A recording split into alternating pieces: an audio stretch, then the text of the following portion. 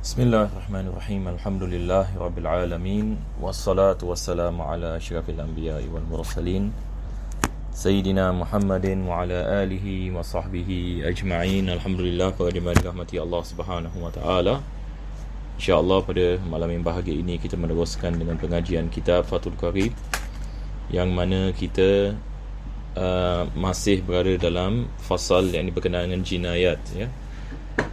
Dan insyaAllah seperti mana pada kali yang lepas kita sedang membicarakan tentang apa yang dimaksudkan dengan hukum ahkam yang bersangkut dengan hudud. Jadi insyaAllah apa saya akan melakukan, insyaAllah kita baca sekali lagi. Walaupun pada pengajian yang lepas saya telah membicarakan sedikit sebanyak, pada permulaan ini, bab ini kita akan kembali ini kepada kita punya kitab. Mudah-mudahan Allah Subhanahu Wa Taala memberkati insyaAllah pengajian ini dan menjadikannya sebab pengampunan bagi segala dosa, dan Allah mengabulkan segala hajat insyaAllah. Amin ya rabbal alamin. Jadi kita lihat penulis memulakan Kitabu Ahkamil Hudud. Sebelum ini kita membicarakan tentang qisas, ya. Jadi kita harus faham ini perbezaan yang di antara hudud dengan qisas. Di dalam qisas kita membicarakan misalan berkenaan dengan pembunuhan. Kalau sekiranya seseorang itu melakukan pembunuhan, maka kita kena lihat kepada jenis pembunuhan. Adakah pembunuhan itu pembunuhan dengan sengaja ataupun tidak sengaja, ataupun pembunuhan dengan sesuatu yang biasanya tidak membunuh tetapi ia terbunuh. Jadi ada tiga yakni jenis pembunuhan.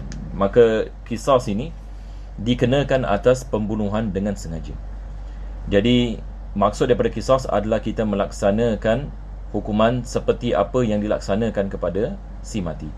Dia membunuh ini si mati, maka dia dibunuh ini oleh perintah daripada hakim. Begitu juga kita ada qisas bagi anggota badan. Seseorang memotong tangan orang ataupun hidungnya dan sebagainya. Kalau sekiranya boleh dijalankan qisas, maka telinganya juga akan dipotong ataupun tangannya dipotong. Ini adalah qisas. Maka qisas ini dia tidak ada, kita mengatakan sesuatu yakni hukuman yang tertentu kepadanya, sebab ini dia balik kepada keadaan. Akan tetapi bila kita membicarakan tentang hudud, ini kita maksudkan dengan capital punishment, yakni maksudnya hukuman yang dihadkan oleh Allah Subhanahu Wa Taala. Jadi penulis beliau memulakan dengan membicarakan tentang hukuman zina. Jadi setelah ini beliau mengatakan yang maksud daripada perkataan had ini dalam segi bahasa, ini kita membicarakan pada pengajian kita yang lepas. Selepas itu beliau mengatakan wabada al-musannifu minal hududi bizina bihaddiz zina.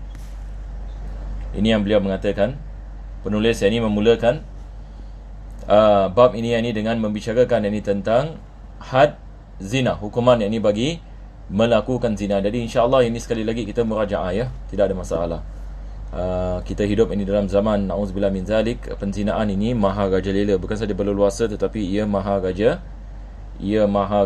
na'udzubillah min zalik. Kita hidup dalam keadaan yang mana hukum hakam Islam tidak dipraktikkan. Kita hidup di dalam hukuman yang dikenali sebagai hukuman sekular. Maka hukuman sekular ini dia tidak ada beriman kepada apa-apa agama. Sekular, kita harus faham, ya, dia tidak beriman kepada apa-apa agama. Maka dia tidak ada masalah dengan berlaku penzinaan. Berlakunya penzinaan, hukuman sekular ini tidak ada hukuman. Mereka tidak menganggap penzinaan ini sesuatu jenayah, melainkan kalau dia tidak mendapat permisi untuk melakukan penzinaan, maka itu termasuk dalam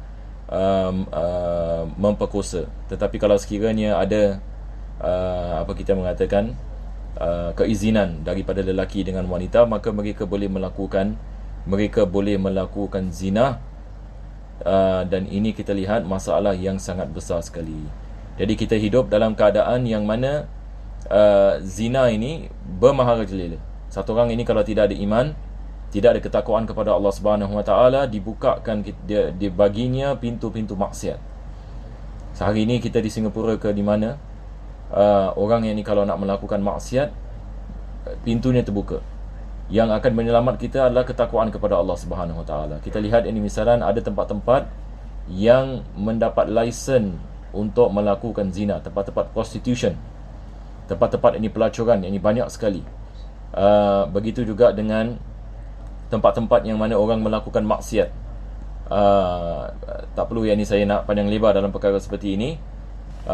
Kalau kita faham, maka kita akan faham ini keadaan yang kita berada di dalamnya. Itu sebab ini umat Islam hari ini perlu yakni kita sentiasa diingatkan akan kepentingan ketakwaan kita kepada Allah, keimanan kita kepada Allah Subhanahu Wa Taala, mengingatkan ini bahawasanya Allah melihat manusia ini. Kita tidak boleh sembunyi daripada ilmu Allah Subhanahu Wa Taala, walaupun yakni manusia tidak melihat, Allah mengetahui dan sebagainya. Mudah-mudahan Allah Subhanahu Wa Taala selamatkan kita daripada musibah dan maksiat yang memusnahkan ini.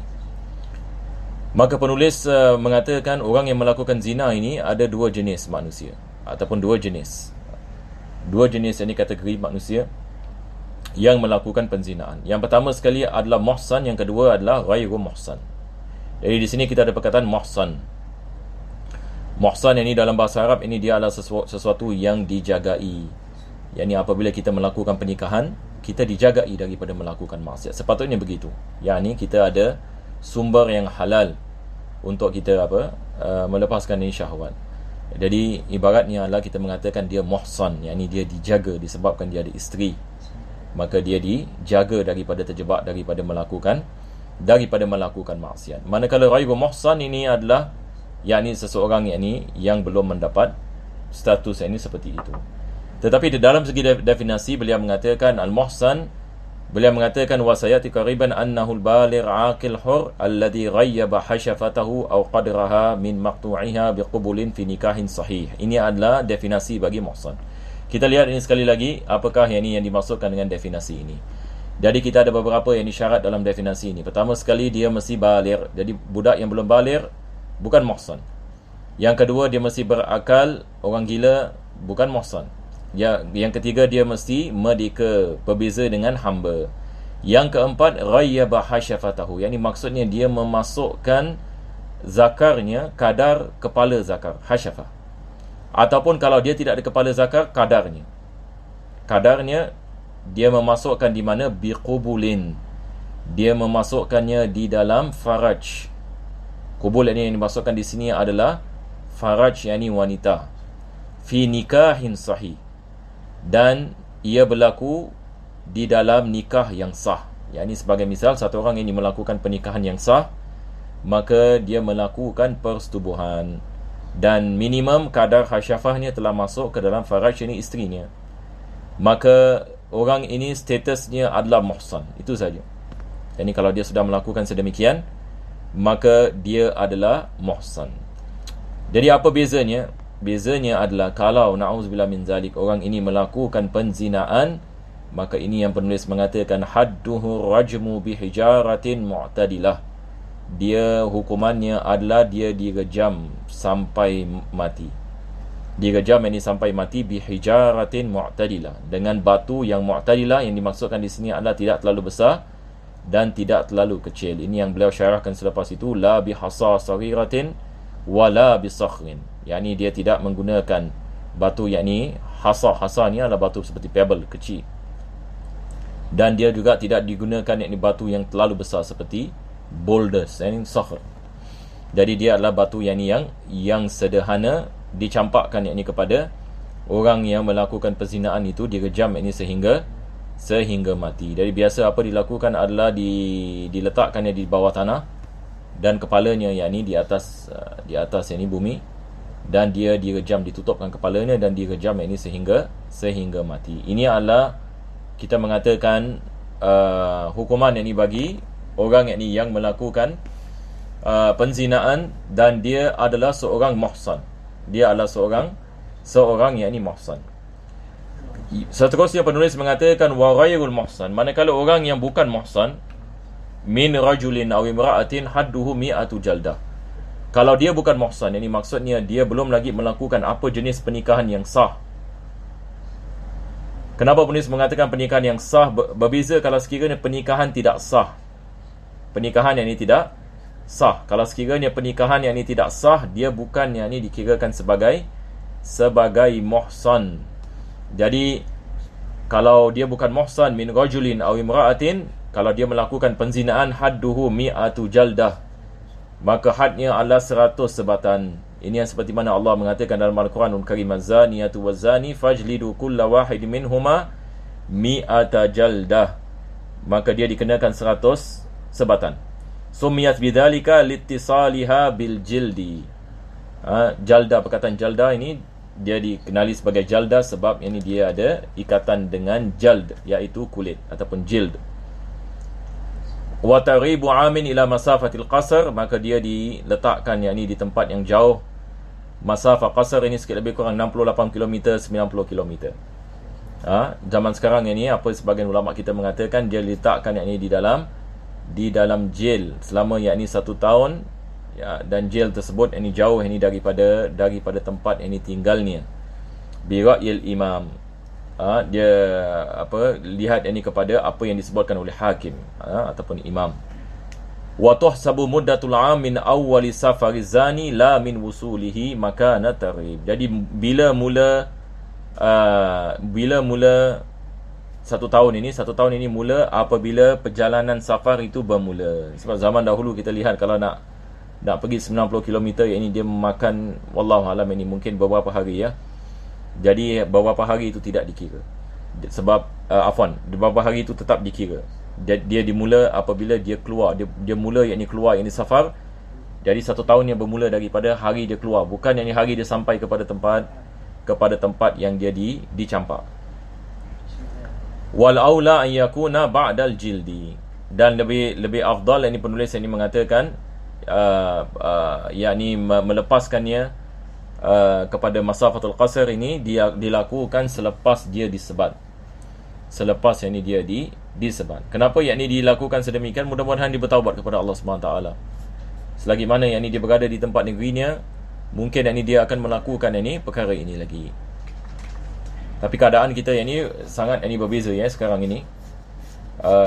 Yakni sekarang ini misalan kalau kita melepaskan orang begitu sahaja, yakni mungkin mereka juga akan pergi ke tempat lain untuk melakukan yakni maksiat tersebut. Zaman dahulu mungkin berbeza dengan zaman sekarang, ini memerlukan isytihad ini yang baru. Mungkin hakim ini meletakkannya seperti mana saya mengatakan di dalam jail ini selama 1 tahun, dan di dalam jail dikenakannya kepadanya program-program yakni islah, iaitu program-program ini keislaman yang dibaginya supaya dia mengenal kepada agama dan dia bertaubat atas maksiat yang dia melakukan. Selepas itu penulis ini mengatakan syarat-syarat bagi ihsan. Jadi tadi kita mengatakan muhsan, beza dengan muhsan dengan ghairu muhsan. Maka di sini penulis ini akan mensyarahkan. Jadi pengajian kita hari ini sebenarnya bermula di sini, ya. Jadi kita lihat apa yang disebutkan oleh penulis. Beliau mengatakan wa syara'itul ihsan arba'un. Syarat-syarat ini bagi ihsan. Ihsan ini syarat-syarat ini bagi muhsan. Ada 4 perkara. Beliau mengatakan al-awwalu was-tsani, yang pertama dan yang kedua, al-bulughu wal aqlu, iaitu baligh dan berakal. Fala hadda ala sabiyyin wa majnun, tidak dikenakan hukuman had seperti mana disebutkan tadi, rejam dan juga sebatan ke atas sabi, yakni budak yang belum baligh, ataupun majnun, orang yang gila. Orang gila melakukan zina, tidak ada hukuman had baginya, tetapi ada hukuman yang lain. Ada hukuman yang lain. Bismillah. Bukan maksudnya kita lepaskan begitu sahaja, tetapi apakah ini hukumannya? Yu'addaban bima yasjuruhuma 'anil wuqu'i fi zina. Tetapi mereka dilakukan sesuatu yang ini ke atas mereka sebagai takdib. Yang ini takdib ini maksudnya kita melakukan yakni sesuatu supaya dapat mencegah mereka daripada melakukan perzinaan pada masa yang akan datang. Jadi biasanya digunakan yakni cara apa? Cara nasihat ini dengan sedikit kekerasan ini kalau diperlukan, misalan supaya ini mereka ada ketakutan yakni supaya mereka tidak akan melakukan perbuatan tersebut pada masa-masa yang akan datang. Ini pun yakni balik ini kepada pendapat yakni hakim ini dalam perkara tersebut. Yang ketiga, penulis mengatakan wasalisu al-hurriyah. Syarat ini yang ketiga, dia mesti merdeka. Fala yakunu raqiqu wal muba'adu wal mukatabu wa ummul waladi muhsanan. Jadi ini semalah daripada jenis-jenis hamba, ya. Beliau mengatakan seorang hamba raqiq ini, seorang hamba. Wal muba'ad, muba'ad adalah hamba yang sebahagian daripadanya merdeka, sebahagian tidak merdeka. Wal mukatab, hamba kontrak.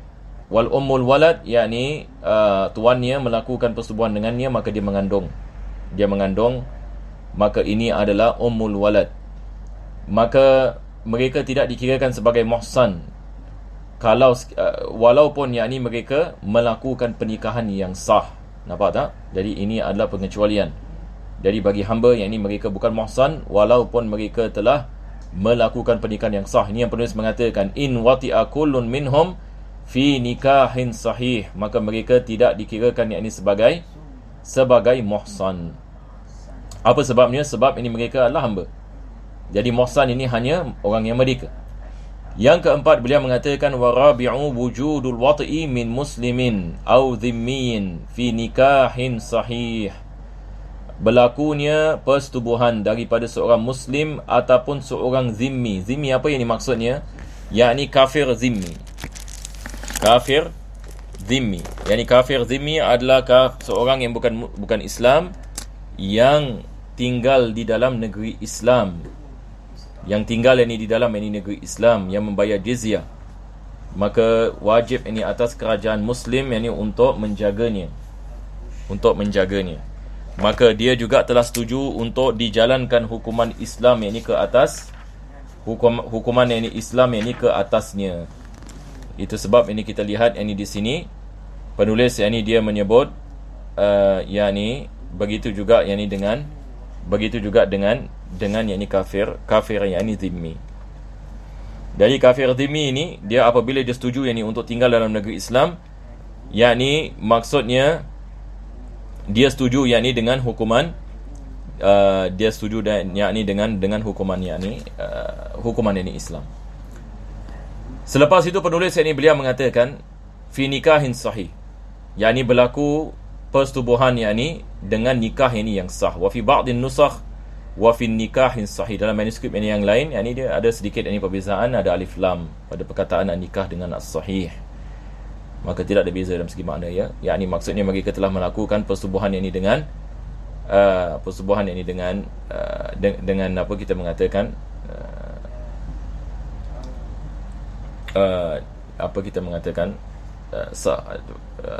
melakukan pernikahan yang sah. Baik. Wa arada bil wat'i, yang dimaksudkan dengan persetubuhan adalah taribul hasyafati aw qadraha min maqtu'iha biqubulin, wa kharaja as-sahih al-wat'u fi nikahin fasid fala yahsulu bihi tahsin. Jadi seperti mana tadi kita mengatakan, kalau sekiranya pernikahan itu tidak sah, maka tidak ada ihsan, tidak dikirakan sebagai muhsan. Jadi pernikahan ini mesti pernikahan yang sah. Pernikahan yang sah. Seorang muslim kahwin dengan kafir dhimmi, misalan kafir dhimmi kitabiyah, yakni daripada Bani Israel, daripada perempuan Yahudi sebagai misal, maka ini adalah nikah yang sah. Maka dia dikenakan had kalau sekiranya dia melakukan persetubuhan. Na'udzubillah min dzalik. Jadi kadar ni adalah dia masuk kadar hasyafah. Jadi tak semestinya dia masuk ke semua zakar, walaupun dia masuk sebahagian daripada zakarnya, maksudnya kadar kepala zakar, ataupun kadar kalau sekiranya dia tidak ada kepala, kepala dia dipotong misalan, masuk ke dalam faraj wanita. Wa kharaja bis sahih al watu fi nikahin fasid fala yahsuhu bih tahsin. Ini seperti mana kita mengatakan tadi, kalau pernikahan itu tidak sah, maka tidak ada tahsin, dia tidak dikirakan sebagai muhsan. Jadi secara ringkas kita mengatakan, yang pertama sekali adalah baligh, yang kedua berakal, yang ketiga adalah merdeka, yang keempat berlaku persetubuhan. Berlaku persetubuhan berdasarkan dengan nikah, dan dia telah melakukan pernikahan yang sah. Kalau sekiranya dia melakukan persetubuhan, seperti mana kita mengatakan, maka ini kita mengatakan syarat-syarat bagi muhsan. Seorang itu dikirakan sebagai muhsan. Selepas itu beliau mengatakan wal abdu wal amatu, hamba lelaki dengan hamba perempuan, hadduhuma nisfu haddil hur, maka had mereka adalah separuh had orang yang merdeka. Hamba ini dia punya had separuh. Separuh had orang yang merdeka. Ini disebutkan dalam Al-Quranul Karim. Allah mengatakan fa'alaihinna nisfu ma 'alal muhsanati minal 'adab. Yani wanita hamba ini apabila dia melakukan penzinaan sebagai misal, maka dia punya hukuman ada separuh, hukuman wanita yang merdeka. Fayuhaddu kullun minhuma 50 jaldatan wa yurarabu nisfa'am, maka dia disebat 50 kali. Sebab kalau merdeka berapa kali? 100 kali. Seperti mana Allah mengatakan fajlidu kulla wahidin minhuma mi'ata jaldah. Maka di sini penulis mengatakan 50 jaldah, iaitu separuh ini daripada 100. Dan dia diletakkan ataupun diletakkan di tempat masafatul qasr separuh tahun. Jadi dia tidak 1 tahun, tapi dia 6 bulan. Dia 6 bulan. Walau qala al-musannif wa man fihi riqun hadduhu ila akhirih kana aula. Jadi di sini pensyarah Imam Ibn Qasim ini mengatakan kalau sekiranya penulis mengatakan wa man fihi riqun, barang siapa yang ada padanya penghambaan, maka hadnya adalah sekian-sekian. Beliau mengatakan itu lebih baik. Apa sebabnya? Dia mengatakan liya'ummal mukataba wal muba'ada wa ummal walad. Sebab ini akan merangkumi semua jenis-jenis hamba. Dia akan merangkumi semua jenis hamba. Ini maksudnya dia lebih terang dalam segi dia punya, kita mengatakan dia punya keterangannya. Jadi di sini tak kira sama ada dia adalah hamba yang 100% hamba qin kita mengatakan, ataupun dia hamba mukatab, hamba kontrak, ataupun dia muba'ab, separuh hamba separuh merdeka sebagai misal, ataupun dia umul walad, dia hamil dengan misalan anak tuannya sebagai misal, berlaku persetubuhan, maka had mereka tetap dikirakan sebagai separuh, had orang yang merdeka. Jadi saya rasa tidak ada masalah. Zaman sekarang pun kita tidak ada hamba tetapi ada orang yang mengatakan zaman sekarang ini tidak ada hamba dan sebagainya. Tetapi kita harus faham ia boleh kembali. Ini masalahnya. Kehambaan ini dia boleh kembali. Bagaimana dia boleh kembali? Kalau sekiranya berlaku peperangan. Kalau sekiranya berlaku peperangan, dia antara orang Islam dengan orang bukan Islam, penghambaan ini boleh kembali. Jadi kita harus faham bukan maksudnya penghambaan ini hari ini sudah tidak ada sama sekali dan sebagainya, tetapi dia boleh berlaku. Jadi perlu kita memahami hukum agama ini Islam, dan ini juga mempelajari tentang ayat-ayat dalam Al-Quranul Karim, sebab ini Al-Quran dan hadis-hadis Nabi SAW membicarakan tentang hukum ahkam bagi hamba. Selepas itu penulis mengatakan wa hukmul liwat. Ini masalah liwat. Lelaki seorang lelaki na'udzubillah min zalik melakukan penzinaan dengan seorang lelaki, dia memasukkan zakarnya ke dalam dubur misalan lelaki yang lain.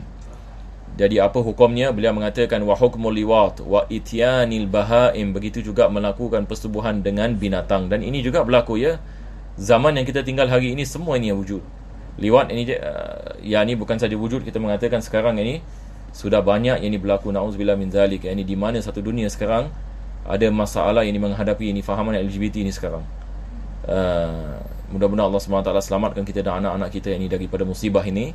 Dan juga kita ada manusia-manusia yang melakukan persetubuhan dengan binatang.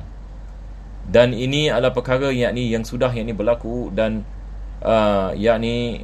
video-video orang melakukan perkara seperti ini dimuatkan ke atas website ini dan sebagainya. Hari ini ia diketahui perkara seperti ini.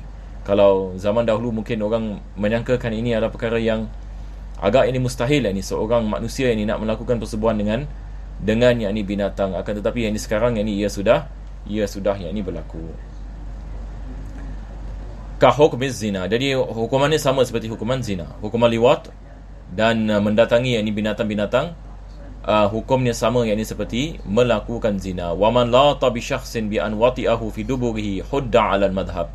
Berdasarkan dengan pendapat yang dipilih dalam madhab, orang liwat, orang yang melakukan liwat, dia memasukkan zakarnya ke dalam dubur lelaki yang lain, hudda 'ala al-madhhab, dikenakan had seperti hadnya zina. Wa man ata bahimatan hudda kama qala al-musannif. Begitu juga musannif yang mengatakan. Musannif yang di sini adalah al-Imam Abu Syuja', ya. Beliau mengatakan begitu juga kalau orang yang melakukan persetubuhan dengan binatang. Akan tetapi orang yang syarah, yakni al-Imam Ibn Qasim, yang mengatakan ar-rajih annahu yu'azzar, yakni orang yang melakukan persetubuhan dengan binatang, adakah dikenakan hukuman had ataupun dikenakan ta'zir. Ta'zir ini adalah hukuman yang kurang daripada had. Nanti seperti mana nanti dia akan syarahkan. Jadi dia mengatakan pendapat yang dipilih yang lebih kuat dalam segi dalilnya adalah dia tidak dikenakan hukuman had, akan tetapi dia dikenakan ta'zir. Ini hukuman yang kurang daripada hukuman had. Sebelum ini saya meneruskan berkenaan dengan masalah LGBT ini, kita harus faham ini adalah penzinaan. Kalau kita setuju dengan LGBT, maksudnya kita setuju dengan zina. Ini yang kesilapan ini ramai orang Islam ini hari ini. Mereka menyangkakan satu orang ini misalan dia ada keinginan dengan lelaki lain. Sebab dia tak boleh buat apa-apa sebab keadaan ni dah begitu. Ini adalah takdir daripada Allah. Ini adalah perkara yang sangat-sangat bahaya. Maka keinginan nafsu seseorang kepada maksiat ini adalah perkara yang diharamkan di dalam Islam. Satu orang kalau nak melakukan zina, misalnya kita mengatakan keinginan nak melakukan zina adalah perkara yang wajib seseorang itu menahan dirinya dan melawan hawa nafsunya. Bukan kita mengatakan sebab ini kesian, dia memang ada keinginan seperti itu. Ini adalah perkara yang membawa kepada maksiat. Kita tidak boleh setuju perkara seperti ini. Dan jangan kita salah dalam kita menyangkakan boleh satu orang itu misalan dalam keadaan seperti itu dia tidak ada pilihan dan sebagainya, maka kita merestui dia nak menjadi gay misalnya, dia nak menjadi lesbian, lepas itu dia nak berkahwin dengan lelaki yang lain, lelaki nak kahwin lelaki, perempuan nak kahwin perempuan, dan kita setuju pula benda seperti ini, ia adalah sama seperti kita setuju kepada penzinaan. Maka hukum melakukan liwat sama seperti hukum melakukan zina, bahkan ia lebih dahsyat daripada zina. Cuma dalam segi hukuman yang sama seperti zina. Seperti mana kita mengatakan beza di antara muhsan dengan yang bukan muhsan. Maka dibalik kepada rejam dan juga sebatan. Jadi bagaimana kita umat Islam hari ini kita boleh setuju kepada LGBT, ataupun kita boleh kita mengatakan simpati dengan maksud simpati atas keadaan mereka yang mana mereka ada keinginan yang berbeza dengan orang lain, dan kita menganggap keinginan ini adalah sesuatu kita mengatakan perkara yang mereka tidak dapat dielakkan. Kita mengatakan wajib mereka melawan keinginan ini. Mungkin ada orang ada keinginan ini, dia ada keinginan untuk mendampingi lelaki ataupun wanita mendampingi wanita, dia ada keinginan ini. Tetapi apa yang wajib dilakukan adalah dia mesti lawan keinginan ini, sebab ini adalah perkara yang membawa kepada maksiat. Maka dia harus melawan hawa nafsunya. Bukan kita mengatakan kepadanya kesian dia sebab dia dilahirkan dalam keadaan ini. Semua adalah tipu daya jemaah dirahmati Allah. Ini semua adalah tipu daya daripada orang yang mereka nak menyebarkan fahaman yang bahaya ini ke dalam masyarakat dunia. Maka hatta kita lihat agama lain sangat prihatin atas perkara seperti ini. Maka kita sebagai orang Islam, kita harus berjaga-jaga. Jangan kita terjebak dalam masalah yang besar. Jangan kita termasuk dalam trap mereka, yang mana kita setuju dengan keadaan keinginan ni, masalah keinginan yang mereka membicarakan. Jadi akhir sekali penulis mengatakan kalau sekiranya seseorang melakukan persetubuhan dengan binatang, maka dia dikenakan ta'zir. Apakah yang dimaksudkan dengan ta'zir? Kita lihat apa beliau mengatakan. Waman wati'a ajnabiyatan fima dunal farji uzzirah. Sama hukumnya dengan satu orang dia menggunakan zakarnya dan dia memasukkan ke selain faraj.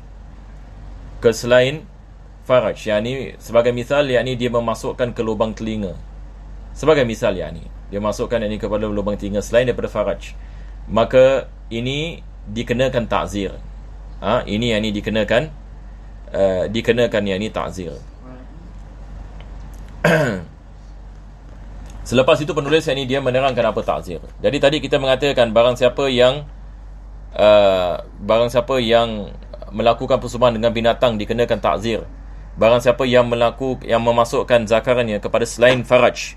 Jadi Al-Imam Baijuri sebagai misal, dia mengatakan ai ka an adkhala zakarahu fi suratiha, seperti dia memasukkan zakarannya ke dalam pusat seorang wanita ajnabiyah, ataupun yakni lubang telinganya, ataupun mulutnya.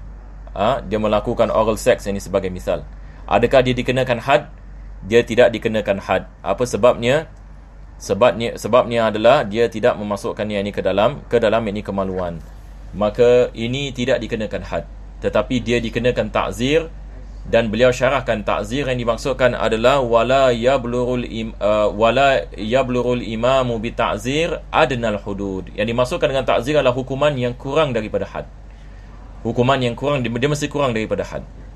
Jadi dia memberikan misal, fa in azzara 'abdan wajaba an yanqusa fi ta'zirihi an 20 jaldah. Kalau sekiranya orang yang melakukan ini hamba, dan hamba kita mengetahui dia disebat berapa kali? Dia hamba bukan muhsan kan? Dia disebat 50 kali. Maka di sini penulis ini mengatakan, kalau sekiranya dikenakan ta'zir kepada hamba, maka wajib ini ta'zir itu kurang daripada 20 sebatan. Dia mesti kurang daripada 20 sebatan. Yakni kurang daripada separuh. Aw azzara huran wajaba yanqusa fi ta'zirihi an 40 jaldah. Jadi kalau orang itu adalah merdeka, maka sebatan itu dia mesti kurang daripada 40 sebatan. Li'annahu adna haddi kullin minhuma. Sebab ini adalah hukuman yang kurang daripada hukuman had ini bagi mereka. Maka dia berbeza dengan seorang hamba dengan seorang merdeka. Sebab seorang hamba, seperti mana kita mengatakan, dia ada separuh had ini seorang yang merdeka. Jadi dengan ini alhamdulillah kita sudah habis hukuman yang pertama bagi hukuman had, iaitu melakukan penzinaan. InsyaAllah ta'ala pada minggu yang akan datang kita akan membicarakan tentang hukuman yang seterusnya, yang dikenali sebagai hukuman Al-Qazaf. Nanti kita akan lihat Al-Qazaf ini secara ringkas, apabila seseorang itu dia menuduh orang lain dengan penzinaan. Dia menuduh orang lain dengan penzinaan, tetapi orang lain tidak melakukan penzinaan dan dia tidak ada bukti atas penzinaan tersebut, maka dia dikenakan hukuman yang dikenali sebagai hukuman al-qadhaf. Ini kita akan tangguhkan insya-Allah pada minggu yang akan datang insya-Allah taala. Alhamdulillahirabbil alamin. Allahumma shalli wa sallim ala sayyidina Muhammad wa ala ali sayyidina Muhammad. Rabbana zalamna anfusana wa illam taghfir lana wa tarhamna lanakunanna minal khasirin. Rabbana atina fid dunya hasanah wa fil akhirati hasanah wa qina adzabannar. Sallallahu ala sayyidina Muhammadin wa ala alihi wa sahbihi wasallam. Alhamdulillahirabbil alamin.